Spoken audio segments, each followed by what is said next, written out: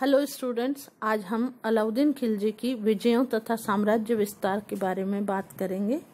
अलाउद्दीन खिलजी की प्रशासनिक व्यवस्था के पूर्व हम उत्तर भारत में उसकी विजय और उसकी विलीनीकरण की नीति किस तरह से वो बनाता है और किस तरह से लागू करता है उसके बारे में आज हम बात करते हैं। अलाउद्दीन अत्यंत महत्वाकांक्षी शासक था। इतिहासकार जियाउद्दीन बर्नी लिखते हैं कि अलाउद्दीन को अपने शासनकाल के प्रारंभिक वर्षों में जो अत्यधिक सफलताएं मिली उससे वह अहंकारी हो गया और असंभव योजनाएं बनाने लगा। उसके दिल्ली के कोतवाल अला उल मुल्क ने, जो अलाउद्दीन का घनिष्ठ मित्र था, उसको दृढ़तापूर्वक नया धर्म स्थापित करने की सलाह देकर रोका।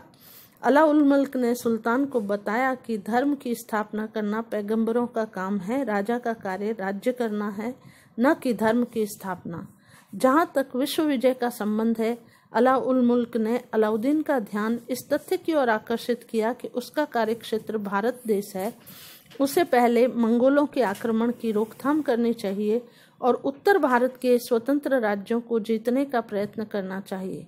जब यह कार्य पूरा हो जाए तब सुल्तान चाहे तो देश के बाहर सीमा विस्तार की योजना हाथ में ले सकता है और अपनी सेनाएं बाहर भेज सकता है। अलाउद्दीन ने इस सलाह को स्वीकार कर लिया और दिल्ली सल्तनत के आधिपत्य को बाहर स्थित हिंदू राज्यों को जीतने की योजना बनाई और उसकी विजयों को हम दो भागों में बांट सकते हैं। पहला भाग उत्तर भारत की विजय और दूसरा भाग दक्षिण भारत की विजय। आज हम उत्तर भारत की विजय के बारे में बात करेंगे। उसने भारत में विलीनीकरण की नीति अपनाई। उत्तर भारत के राज्यों के प्रति अलाउद्दीन खिलजी ने विलीनीकरण की नीति अपनाई और उसके द्वारा उत्तर भारत में गुजरात, रणथंबोर, चित्तौड़, मालवा, सिवाना और जालोर पर विजय प्राप्त की गई। गुजरात में 1299 ईस्वी में उसने विजय प्राप्त की। उस समय वहाँ का शासक कर्ण बघेला था और उल्लुग खां और नुसरत खां की सेना अलाउद्दीन खिलजी ने भेजी और विजय प्राप्त की। दूसरी विजय रणथंबोर की विजय थी, जो उसने 1300 ईस्वी और 1301 ईस्वी में की। तत्कालीन समय में वहाँ का शासक हमीर देव था और अलाउद्दीन खिलजी ने अपनी उसी विजयी सेना को उल्लुग खां और नुसरत खां के नेतृत्व में भेजा। तीसरी उसकी उत्तर भारत की विजय चित्तौड़ विजय थी, जो 1303 ईस्वी में होती है। जो शासक वहाँ का उस समय शासक राणा रतन सिंह था और अलाउद्दीन ने खिज्र खां के नेतृत्व में वहाँ पर आक्रमण किया और विजय प्राप्त की। भयंकर नरसंहार किया गया और इसके बारे में कई किंवदंतियाँ भी प्रचलित है।